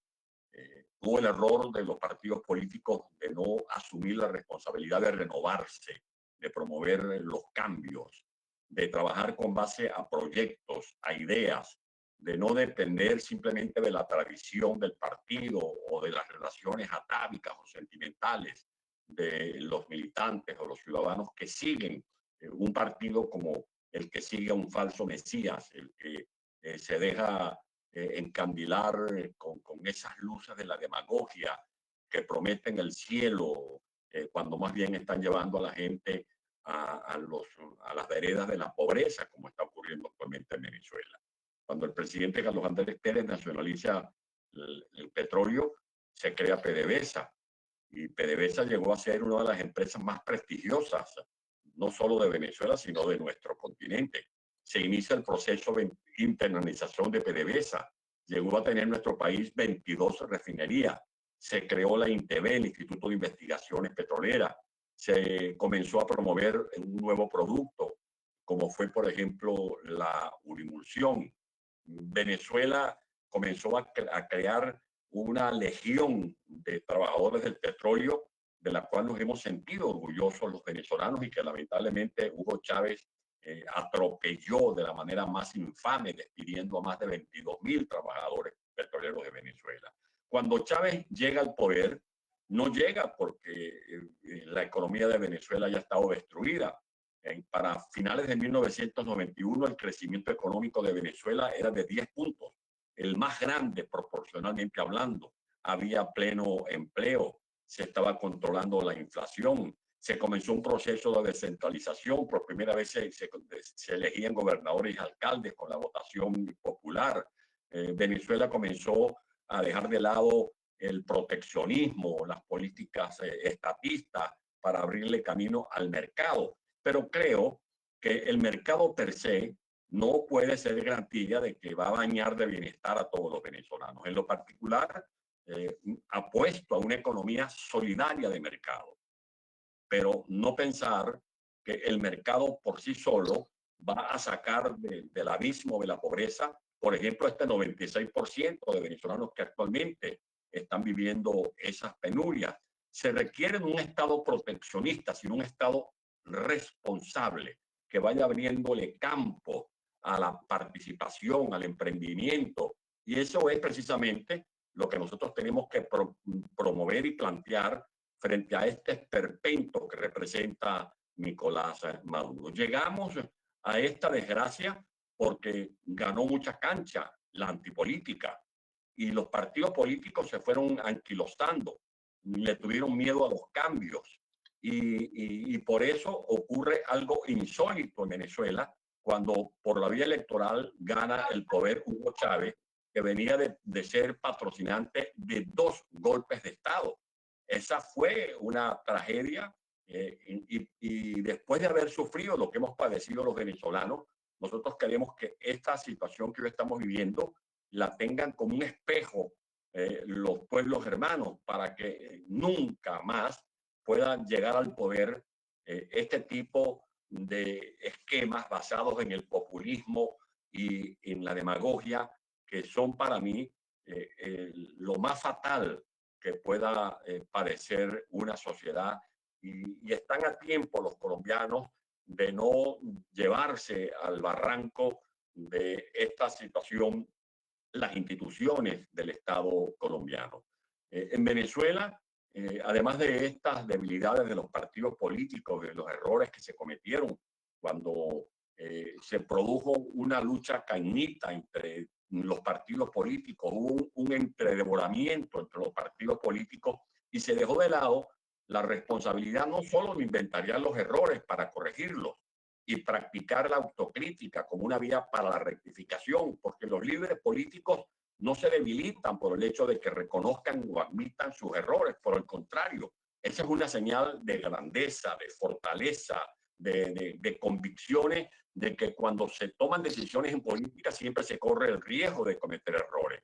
Pero la virtud está en admitir que se han cometido alguna falla y proceder en consecuencia a cubrir esa falencia. Y eso fue lo que lamentablemente no se hizo en Venezuela, sino que se desató ese carnaval de culpas. Todo terminó en batallas de las culpas, y con esa consigna a la que me refería al principio de esta reflexión, de que se vayan todos, que vengan las nuevas caras. Y resulta que las nuevas caras tenían el antifaz de algo muy viejo y rancio en Latinoamérica, como es el comunismo o el proyecto del socialismo que ha querido desarrollar en toda América Latina Fidel Castro, ahora con esta cosa que llaman el Foro de Sao Paulo, o con este club de convictos, que para mí es un club de convictos, lo que se ha inaugurado en Puebla, México, que también está tratando de retomar los proyectos de instalar gobiernos en distintos países latinoamericanos. Digo instalar gobiernos por la vía electoral, porque esa es una de las trampas. Ya ellos dejaron de lado la guerrilla, se enmascaran como ciudadanos democráticos, y luego que usan las virtudes de la democracia para llegar al poder, asaltan las instituciones públicas, las vacían de contenido, pulverizan principios muy nobles para una democracia, como es el principio de separación de poderes, la libertad de expresión, la rendición de cuentas, sino que convierten los cargos públicos en trincheras, en comisarías políticas, que están por encima de la obligación de rendir cuentas, administran los recursos o los erarios públicos bajo el esquema de la hegemonía financiera, se despachan y se dan el vuelto. Lo mismo ocurre por la vía de las comunicaciones, establecen una estrategia para normalizar las mentiras, y eso es lo que también conlleva a buscar la intervención extranjera. Por una parte, buscan un enemigo externo, como el imperio norteamericano. Acusan incluso a Cristóbal Colón de que es culpable Cristóbal Colón de los problemas sociales o económicos que tengan nuestros pueblos.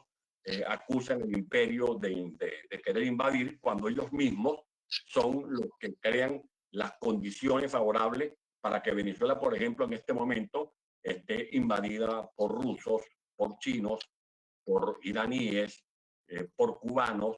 Y si eso no es suficiente, además de la presencia de grupos terroristas de Hezbollah, de Al-Qaeda, de Hamas, tenemos allí la extensión de los tentáculos de la FARC y del ELN, que explotan el arco minero, por ejemplo, que manejan los cárteles de la droga en el Zulia, donde hay más de 50 pistas clandestinas que utilizan en connivencia con los grupos de Sinaloa, que trafican la droga desde Venezuela hacia Honduras, de Honduras a México, hacia los Estados Unidos, o a través del mar, con las lanchas rápidas que salen de la zona de Guiria, en el estado Sucre de Venezuela, hacia Trinidad o hacia República Dominicana, o los cargamentos que salen incluso en embarcaciones identificadas con siglas o buques de PDVSA. Y de allí tenemos un hecho cierto, que es que más de la mitad de la cocaína que llega a territorio europeo sale de los predios o del territorio venezolano. El financiamiento lo usan para apalancar a todos las franquicias que tiene el Foro de Sao Paulo. Usan la droga para apalancar a Evo Morales en Bolivia, usan la corrupción de Odebrecht, por ejemplo, para financiar sus proyectos políticos en Chile, para generar problemas en Perú, para tratar de retomar el poder otra vez en Ecuador, para mantener a sus socios en Nicaragua. Esa es la corporación criminal que lamentablemente ha saltado el poder, valiéndose de los problemas sociales, los problemas políticos, que lamentablemente no se supieron en canalizar en el caso concreto de nuestro país. Muchas gracias, doctor Antonio. Usted afirmó varias cosas que son importantes. La primera es cuando nos ponen en esa falsa, como en esa dicotomía entre el capitalismo salvaje y el estatismo como únicas posibilidades. Y hoy el mundo está hablando de capitalismo consciente, que es ese capitalismo con sentido social donde todos ganan, que es una posibilidad de mantener las libertades económicas que permiten crecimiento, pero que a su vez permite que todos ganen, que gane el medio ambiente, que gane el consumidor, que gane el inversionista, que ganen los ciudadanos. Y yo creo que ese punto es muy importante y usted señaló otra cosa, porque yo quisiera que profundizara en estos dos puntos. Usted habló de Chávez fue un amnistiado y pareceríamos no aprender. Fidel Castro fue un amnistiado. En un discurso de Rafael Díaz Balart de 1955, que es un discurso memorable, cuando amnistiaron a Fidel Castro en Cuba, él decía, ellos no quieren la paz, no quieren solución nacional de tipo alguno, no quieren democracia, ni elecciones, ni confraternidad. Fidel Castro y su grupo solamente quiere una cosa, el poder, pero el poder total que les permita destruir definitivamente todo vestigio de constitución y de ley en Cuba. Este es un pedazo del discurso y a mí me trae un recuerdo y es la amnistía de Fidel, la amnistía de Chávez, la amnistía de la FARC. Todos hicieron lo que usted señaló, infiltrar la institucionalidad para destruirla desde adentro. Usted ha señalado muchas veces el gran problema económico de Venezuela, más de 7.000% de inflación, un salario mínimo paupérrimo como de $3 por mes, el 85% de los venezolanos, usted lo ha dicho, no recibe agua potable, no tiene los continuos problemas de falta de acceso a luz, a gas, tienen problemas de seguridad, destruyeron el aparato productivo. Si hoy usted puede volver un poco el tiempo atrás, usted ha hablado de cómo fallaron los partidos. Señáleme al menos tres elementos que usted diga, estos son los elementos claves que nos llevaron a esto, que nos llevaron a acabar con Venezuela, a llegar donde estamos hoy. ¿Cuáles serían esos tres elementos? Perdónenme un segundo, les digo que nos quedan 3 minutos y medio del primer bloque. Después tenemos 5 minutos más y después vamos a hacer una ronda de preguntas. Entonces, simplemente para que lo tengan en mente. Adelante, alcalde. Correcto. Yo creo que, en primer lugar, la falta de adecuación de la Constitución de 1961 a los nuevos tiempos que fue creando la propia democracia. Porque los jóvenes, los que crecimos en la democracia, lo que hacíamos era comparar la democracia con la democracia misma. No teníamos la añoranza de nuestros ancestros que vivieron las tiranías de Juan Vicente Gómez o la dictadura de Marcos Pérez Jiménez. Y es como ese dicho de que el que mata al tigre después le tiene miedo al cuero. La democracia masificó la educación. La democracia incorporó a mejores niveles de vida a una insurgente clase media. La democracia fue creando convicciones. La gente votaba no mecánicamente, la gente comenzó a votar por convicciones. Consideraba que la democracia ofrecía alternancia y esa alternancia se fue retrasando, como se fue también demorando la renovación de los liderazgos de los partidos políticos.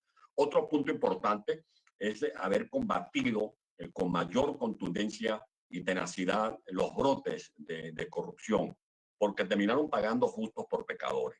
Y por último, creo que la falta de una política de defensa de las obras de la democracia.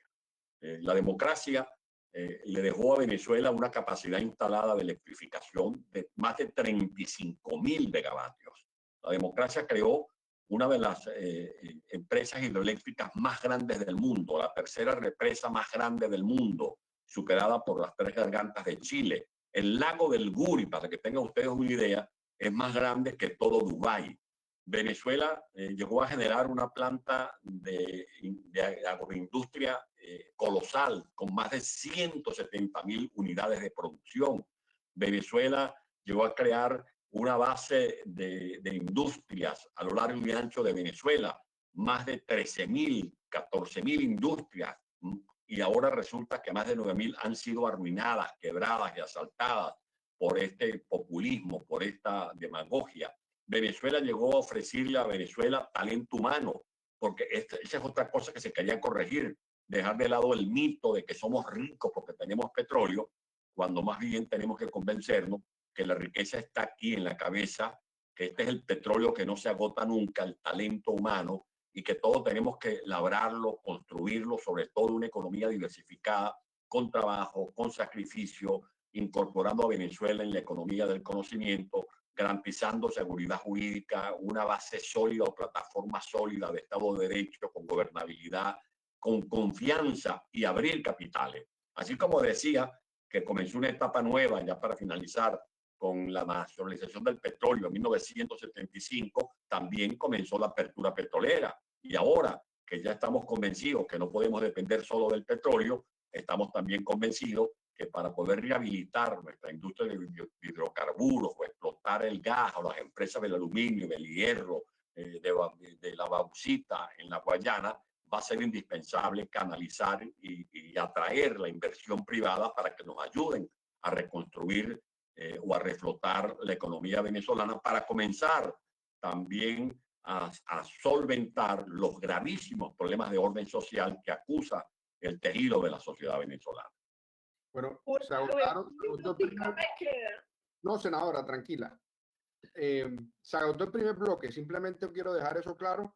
Ahora tienen 5 minutos del segundo bloque y después vamos a entrar en un nuevo esquema de preguntas cruzadas en la que la senadora Paola puede preguntarle a los otros panelistas y los otros senadoras también pueden preguntarle a los demás, incluido el alcalde Ledesma, y vamos a leer un par de preguntas de las personas que nos acompañan conectados.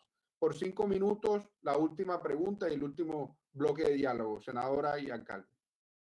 Alcalde, es que en una entrevista que publicaron hoy en el noticiero digital, usted dice que Guaidó debe rectificar y habla de la importancia de la transparencia, la división de poderes y la coherencia. Yo quisiera que usted nos explicara cuáles creen que han sido los principales errores de Guaidó y que nos explique también un poco el comunicado que usted y María Corina firmaron, donde están exhortando a la comunidad internacional para que deje de lado la retórica diplomática y comience a poner en práctica acciones específicas. Que nos explique un poco esos dos temas. ¿Cuáles han sido los errores de Guaidó y cuál es el llamado que están haciendo ustedes hoy a la comunidad internacional? Primero, déjeme decirle que este servidor, junto con María Corina Machado, por ejemplo, fuimos de los que más nos empeñamos antes del 23 de enero del año pasado que Juan Guaidó asumiera el interinato con base del artículo 233. Hay algunos colombianos de sección que pueden dar fe de este episodio: el presidente Álvaro Uribe, el presidente Pastrana, la vicepresidenta Marta Lucía Ramírez. Pero no vamos a hacer más confesiones o revelaciones, porque los 4 dirigentes que firmamos ese documento prometimos no hacerlo público. Uno de los errores es el sectarismo. Por ejemplo, la operación de Cúcuta del 23 de febrero del año pasado se nos escapó de las manos porque se manejó sectariamente. No hubo la posibilidad de interactuar para que se entendiera que eso era una batalla y tenía que ser esa batalla la generadora de una victoria temprano. En segundo lugar, modificar la estrategia. Los venezolanos nos hemos movilizado, hemos protagonizado marchas extraordinarias. La gente se ha echado a las calles en varias coyunturas. La gente se le ha llamado a votar y vota, a firmar y firma, a hacer vigilias y hace vigilia, a protestar y protesta, a entregar su vida, y lo hicieron nuestros jóvenes dibujando con su sangre el mapa sentimental de Venezuela. O sea, lo hemos hecho todo. Esto lo resumo porque un pueblo puede manifestar, pueden haber 500, 600 mil personas en la calle, pero si no viene estrategia, ese pueblo no llega a ninguna parte. Y para eso otro punto importante es que se haya alterado la estrategia. Guaidó hizo bien prometiendo lograr el cese de la usurpación el 23 de enero, pero resulta que esa estrategia que todos respaldamos, Diego Arria, Humberto Calderón Berti, Carlos Ortiga, Enrique Aristigueta, Gran Asdrúbal Aguilar, María Corina Machado, se cambió en la mitad del camino, y a la gente que estaba en la calle la recogimos y le dijimos: no, váyanse para su casa, porque ahora la crisis de Venezuela la vamos a resolver en una mesa de diálogo en Barbados. Eso fue un grave error. Como también fue un grave error promover operaciones subrepticias como la supuesta negociación que se estaba fraguando el 30 de abril con operadores del régimen, que además son sancionados por narcotraficantes, por gestores de hechos de corrupción como Padrino López y como Michael Moreno. Eso fue también una equivocación. La falta de amplitud para tomar las decisiones y al mismo tiempo una definición para entender que solos no podemos, que eso no puede acomplejarnos, porque Colombia es fruto del esfuerzo mundial. Simón Bolívar, Santander comprendieron que para poder coronar la epopeya de lograr la independencia de nuestros pueblos era necesario buscar la cooperación, y por eso Bolívar fue el 4 de junio de 1830 a Inglaterra junto con Andrés Bello, con López Méndez, y buscaron a Francisco de Miranda y trajimos legiones de británicos, participaron haitianos, participaron gente de varios continentes. Venezuela en este momento está luchando contra el eje del mal. Queda pálido el suceso de la crisis de los misiles del año 1962, que era un conflicto que involucraba solo a Rusia y a Cuba. Ahora en el caso de Venezuela está Rusia, está Cuba, está Irán, está además China, está el narcotráfico internacional, está Hezbollah, está el ELN, está la FARC. Venezuela está somalizada.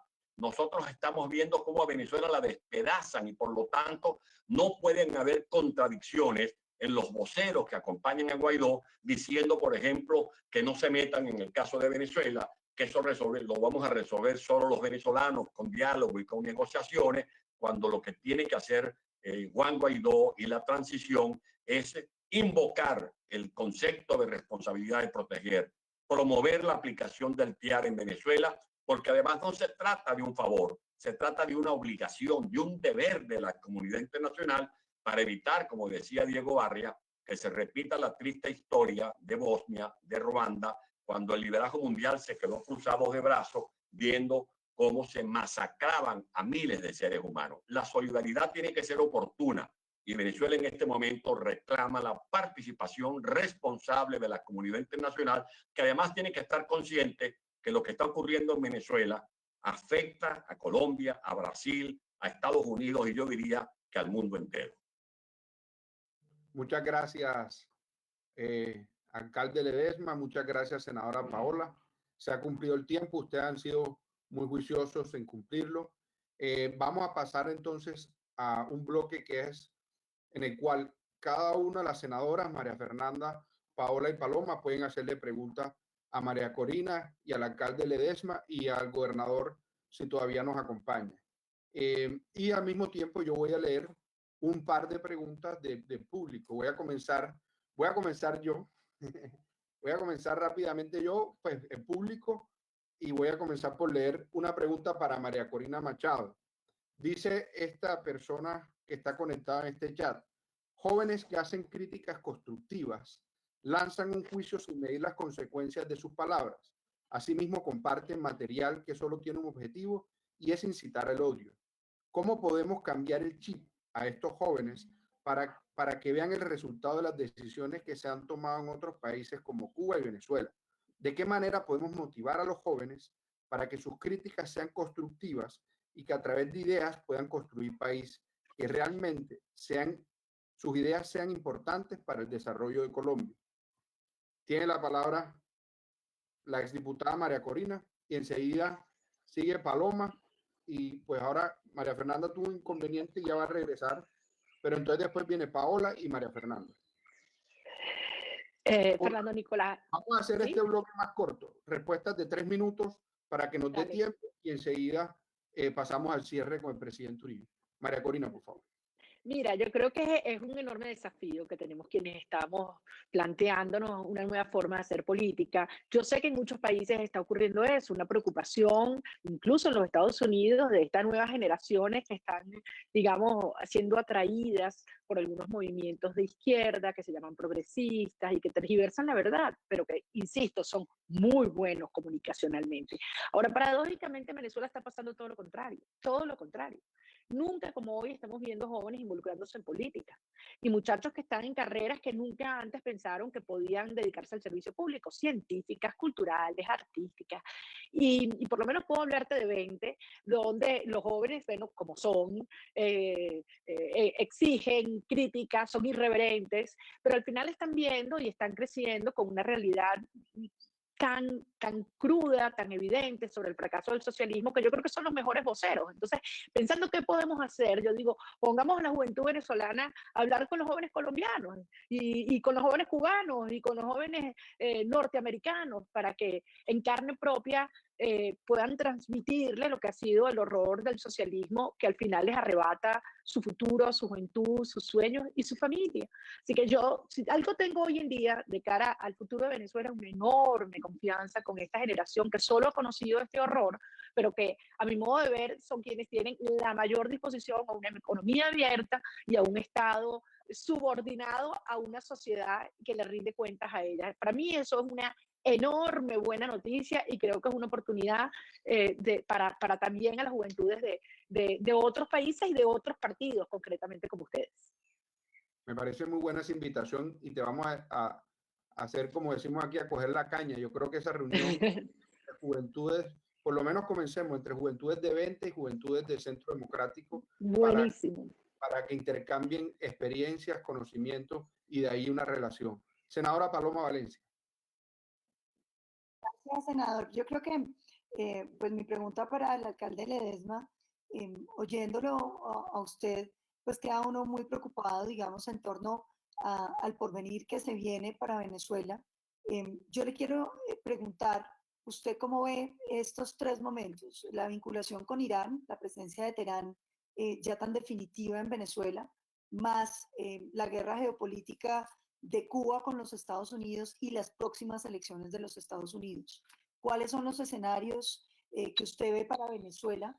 Y que, por supuesto, yo coincido con usted, el destino de Venezuela seguirá el de Colombia porque pues esta cercanía, esta mutua interdependencia, pues evidentemente las circunstancias de Venezuela terminan por afectar a todos los colombianos, cosa que ignoró el presidente Santos. Él decía son asuntos internos y calladamente fue legitimando que se destruyeran las libertades de Venezuela a cambio del proceso de La Habana. Es evidente que aquí las FARC cada vez que salen y toman varios permisos, sus nuevos líderes políticos se van para Venezuela y por supuesto las disidencias con las que supuestamente no hay relación de los políticos también están en Venezuela.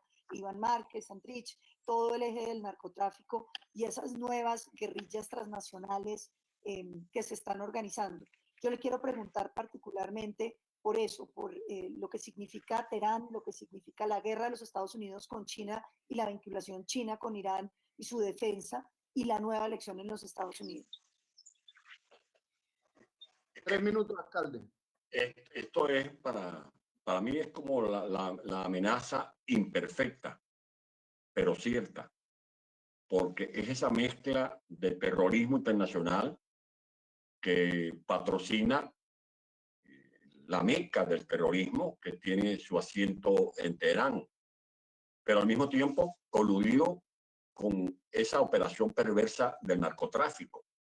Por eso vemos que esto, como lo ha dicho María Corina, y se hizo un planteamiento que es solicitar una operación que haga posible configurar una fuerza global de paz con capacidad, por supuesto, de doblegar a toda esta corporación criminal.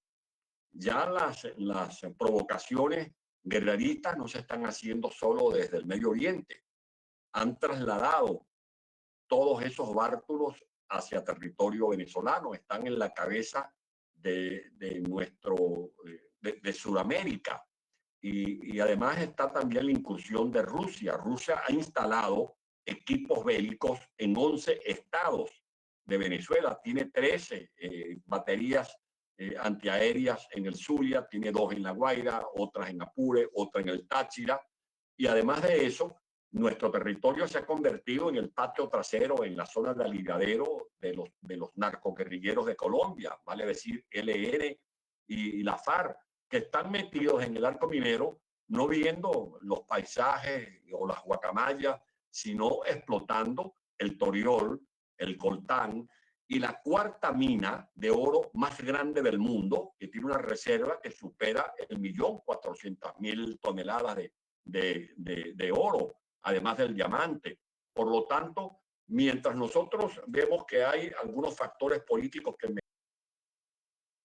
Venezuela cometen el error de debilitar la amenaza creíble, que es la consolidación de esa fuerza global que nos ayude a doblegar las mafias de Venezuela, Maduro y sus socios, los que forman parte de esta corporación criminal, van consolidando su amenaza de hacer de Venezuela, Brasil y Colombia un nuevo Vietnam tropical, pero además apoyados y apalancados por las fuerzas de China, de Rusia y de Irán, que no está simplemente reparando refinerías, están instalando bases misilísticas en Paraguaná, en La Urchila y en otros espacios de nuestro territorio que quieren convertirlo en un escenario de provocación bélica, especialmente contra los Estados Unidos.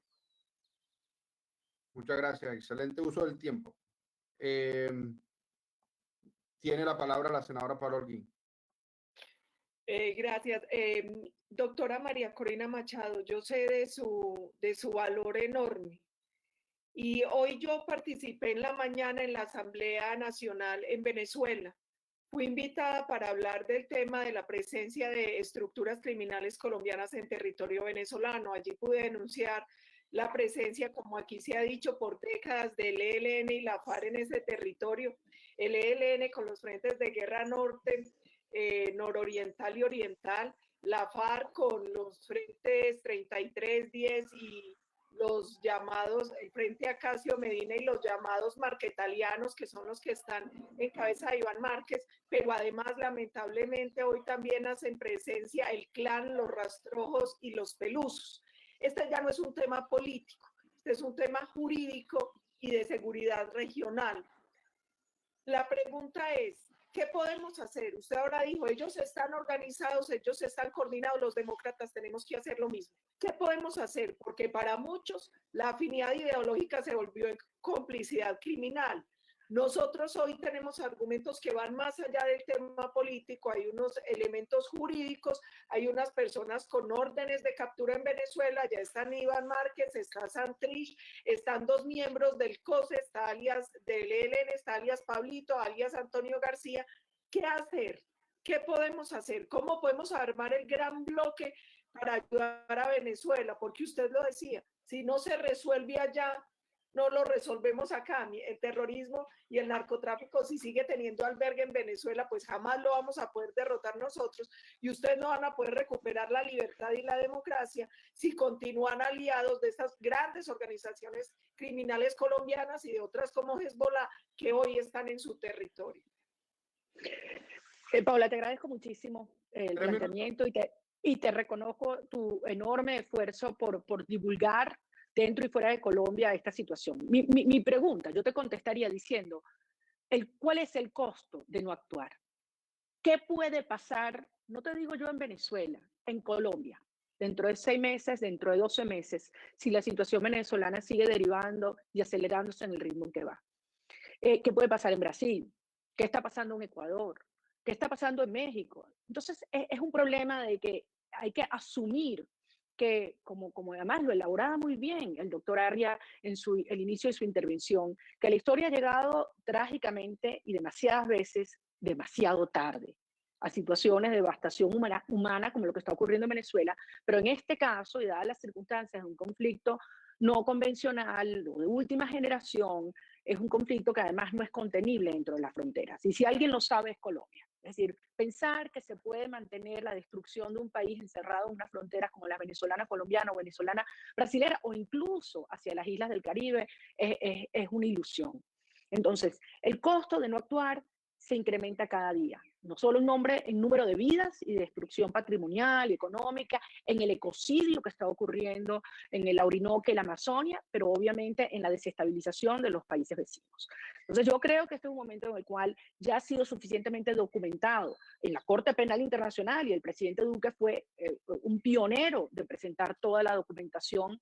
Está claramente la violación masiva y sistemática de los derechos humanos, y ya los organismos internacionales tienen claro la naturaleza criminal y, digamos, la convergencia de estructuras del crimen organizado y del terrorismo mundial en territorio venezolano. Entonces, está claro el diagnóstico. El tema es la acción. Y entonces, ¿qué hacer? En primer lugar, hay que revertir las matrices, las narrativas que de forma muy hábil y con mucho dinero imponen estos actores. Y en segundo lugar, darnos cuenta que no podemos encerrarnos en el contexto de la pandemia, como yo hacía mención antes. Ecuador preocupándose por su problema, Chile del suyo, Brasil del suyo, Colombia del suyo, y mientras tanto estos criminales avanzando. Yo creo que lo que estamos haciendo hoy es un paso importante, pero esto tiene que materializarse en coordinación efectiva y continua de una serie, de una agenda muy precisa de acciones que las tenemos claras, por cierto, y que por cierto también no todas las vamos a revelar. Pero ya sabemos quiénes son ellos y quiénes somos nosotros. Y déjame decirte, nosotros tenemos mucha más fuerza. Tenemos la fuerza de la gente, tenemos la fuerza de la razón y tenemos la fuerza hoy en día de los actores internacionales relevantes que han entendido, principales, digamos, potencias de Occidente, que no es posible que permanezca en el corazón de este hemisferio un Estado forajido, un Estado fallido, un Estado criminal. Entonces, procedamos. Y tenemos claro que esto es un paso importante y tenemos que terminar de articular una coordinación eficiente que permite incorporar a muchos otros aliados. Muchas gracias. Han utilizado los 3 minutos de manera muy precisa. Senadoras, a ustedes muchas gracias. A los invitados, muchísimas gracias. No se retiren. Todavía nos queda el último bloque, que es el cierre por parte del señor expresidente. Veo que se conectó la senadora María Fernanda. Sí, claro, Fermi, es que tengo problemas con la batería que se me descarga muy rápido, pero yo quiero, escuchando a María Corina, escuchando al alcalde de Ledesma, escuchando al gobernador Arria,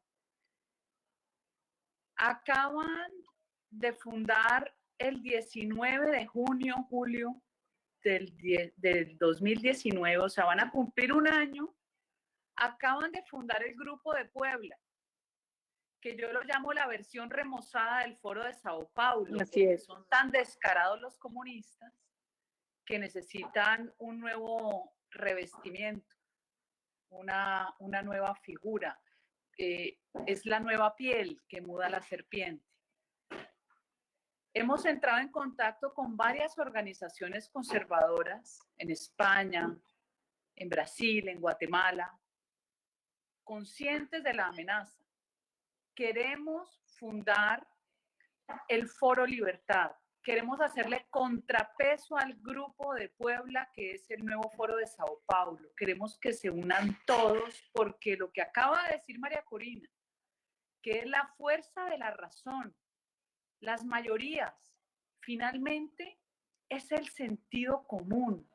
El que tiene los principios, son los valores, son los que creemos en la verdadera justicia y la verdadera paz, y no la inversión revolucionaria con lo que nos cambian todo. No es la falsa paz ni la falsa justicia. Entonces, es una invitación aprovechando este foro y aprovechando el público que nos escucha. Muchas gracias. Me parece muy importante, senadora María Fernanda. A mí con Paola y con Paloma veníamos hablando de eso, y yo creo que una de esas conclusiones, yo diría que es la segunda conclusión de esta charla. La primera es la integración entre las juventudes, y la segunda es poder realizar ese foro Libertad. Le puso el título la senadora María Fernanda Cabal. Yo personalmente me acojo a esa propuesta, me sumo y espero que todos lo hagan. No sé si algo muy corto para enseguida darle paso al cierre al presidente Uribe.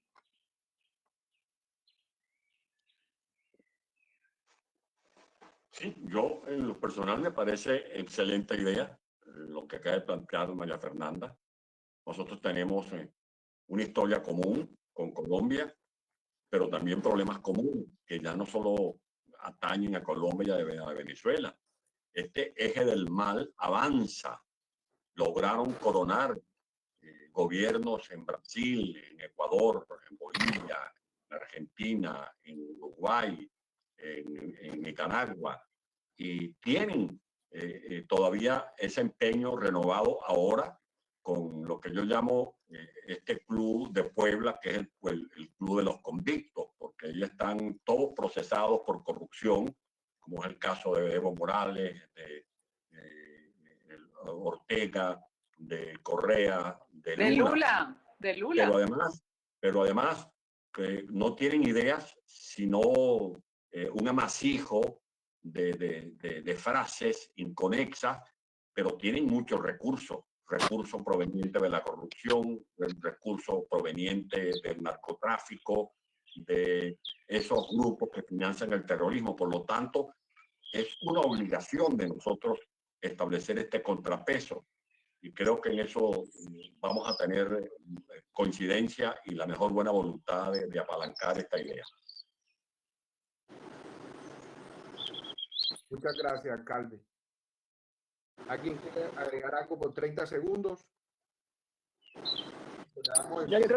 Yo creo que queremos escuchar al presidente Uribe. Perfecto. Presidente Uribe, usted es el foro. Adelante, por favor. No, gracias, senador. Poco tengo que agregar. Los he escuchado con atención y he aprendido mucho. Yo los recuerdo a todos con mucho afecto, con mucha admiración. Alcalde Antonio, ¿cómo no lo voy a recordar? Los diálogos permanentes con Mitzi, con Antonieta. La saluda con inmenso cariño. Doctor Diego, su lucha internacional en las Naciones Unidas. Usted siempre compañero. En el Hotel Tequendama, en aquellos momentos de 2001, de 2002. Doctora María Corina, uno de los momentos, la política por cada 60 minutos tiene 58 de muchas dificultades, agrios, difíciles, y 1 o 2 minutos de mucha alegría. Esa noche que usted en la Asamblea de Venezuela interrumpió al presidente Chávez y lo increpó sobre la expropiación, como dice Paolo Holguín, yo sentí un fresquito. Yo dormí tranquilo. Dije algo que solía repetir, hay luz en la poterna. A todos un saludo con inmenso cariño. Senador, yo creo que el partido, y ojalá esté hoy Estela por ahí, estos eventos los hacemos todos los viernes. El tema de Venezuela hay que repetirlo y repetirlo, que el alcalde Antonio, el embajador Diego, la diputada María Corina, nos ayuden para llegar a otros países a través de estas herramientas y para también interactuar con las personas que ellos indiquen de Venezuela. Yo recuerdo que yo salí de la gobernación de Antioquia al exilio, pero lo aproveché y me llevaron de Senior Associate al St. Anthony's College en la Universidad de Oxford. Allí pasé todo el año 98, pasé enero del 99 y regresé al país, y fue un año de mucho estudio y de mucho combate con la izquierda, con el... Yo no sé, es que en la izquierda hay gente muy importante. A mí no me gusta hablar de la izquierda con los fanáticos del terrorismo internacional. Y por ahí, mis compañeros y amigos, mi tutor, el profesor Malcolm Dean, me dijo, váyase a un congreso que hay del PNUD de Naciones Unidas a Venezuela a representar al St. Anthony's. Y yo fui. Nos dio una conferencia el presidente Caldera. Yo creo que Venezuela llevaba, Caldera, no sé la opinión que ustedes tengan de él, pero toda la impresión de que era un gobierno honorable, los hechos de corrupción no se daban. PDVSA, la mejor empresa de petróleo del mundo. Le escuchamos una conferencia a Luis Yuste.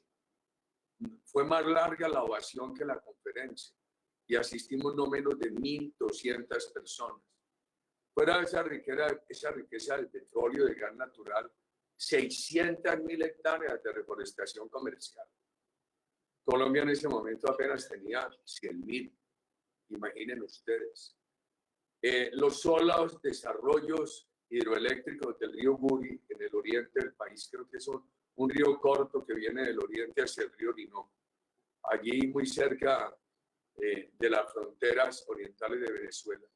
Esos solos desarrollos tenían una potencia de generación de energía igual a toda la colombiana, y Colombia con 20 millones de habitantes más, con unos yacimientos de mineral de hierro y con unas siderúrgicas extraordinarias.